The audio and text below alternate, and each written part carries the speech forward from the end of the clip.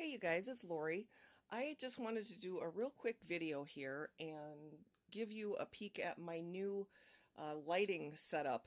Actually, lighting and filming setup for my Crafty videos.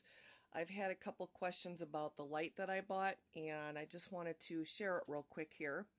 I ended up doing quite a bit of research on what the best setup was for doing overhead shooting for Crafty videos, and I stumbled upon the idea of a ring light. I had seen a couple of YouTube videos of artists that actually use one of these ring lights here to light their area. And since I normally use my phone to do my filming, I ended up finding this little 14-inch ring light here that actually has a mount in the center of it. Come on, focus.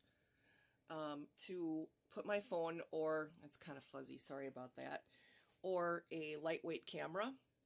And let me put a disclaimer out there right away that this is not a review of this ring light. So if that's what you're looking for, before you leave a snotty comment on the video that it's not a review, save it, because it's not supposed to be a review.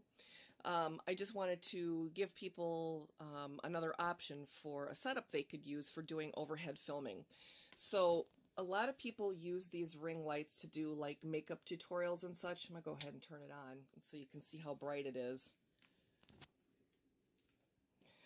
But this one here comes with a gooseneck, this part right here, so I can bend it down instead of having it straight up and down like most people would use for tutorials for makeup, or if they're going to videotape their faces or themselves.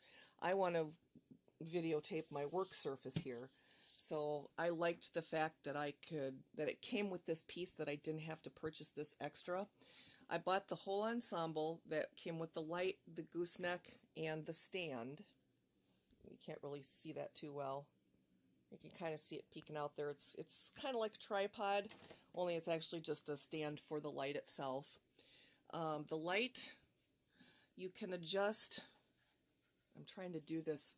I'm trying to do this so you can see it, and I'm trying to do it one-handed. So you can adjust it so it's either a warmer color. Here, I'll look at the work surface here. So this would be warmer, and then I can adjust it to the right so it would be cooler. And then I can also adjust over here. There's another knob here that will adjust the intensity of the light. So I can dim it way down, or I can really crank it up. And it actually really is an awesome light for working. Let me back up a little bit, because you can see it really illuminates my work surface really well. It's nice and bright. I mean, I've got other lights on here in the room right now, but sometimes I'll come down here, because my room is in the basement. I'll sometimes come down here and it's the only light I'll actually even need to use. Now, I used to use these OT lights. I had like 3 of them. And I still do sometimes. If it's really dark outside, I'll still turn these on, just so it'll kind of illuminate the sides of my work area here so there aren't any shadows. But most of the time, I'm just using this light right here. This is not a Diva brand ring light.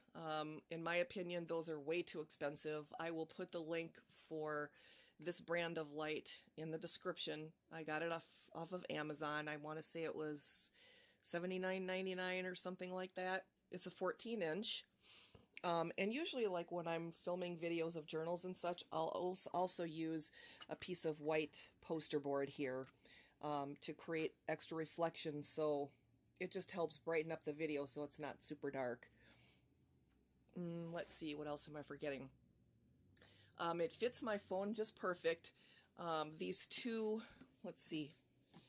zip ties that I have right here didn't come with the whole setup here. I just am using these to hold the cord out of the way, so the cord isn't, because the power cord plugs in up here, and when it's bent down like that, the cord wants to kind of hang down here. So I just am using these zip ties to hold them out of the way so they're not dangling. And then it will also hold, excuse me, it'll also hold a lightweight camera, but you definitely would not want to put a real heavy-duty, big-time photography camera in the middle of there, because it would just tip the whole thing over, and it actually says that right in the ad. that it's not meant to hold a heavyweight camera. So I think that's all that I really needed to show you about it. If anybody had any questions about it, feel free to ask, and if I can answer, I will. So I'll catch you guys later. One thing I forgot to mention is that I do also still use the same setup that I did before for using an external monitor for my filming, so I can actually see if I'm staying in frame or not. So like I'll put my phone in the mount, and then I use a phone app that talks to my tablet, so it's like remote viewing. I can control the phone with the app on my tablet, so I can press record and stop and everything, and then I can also see what's actually being recorded on the screen or with the phone, so I know whether or not I'm actually recording my work surface or if I'm like way off here. So I will put a link in the description to that video too, because I'm still using the same software for that. Okay, I think that's it now.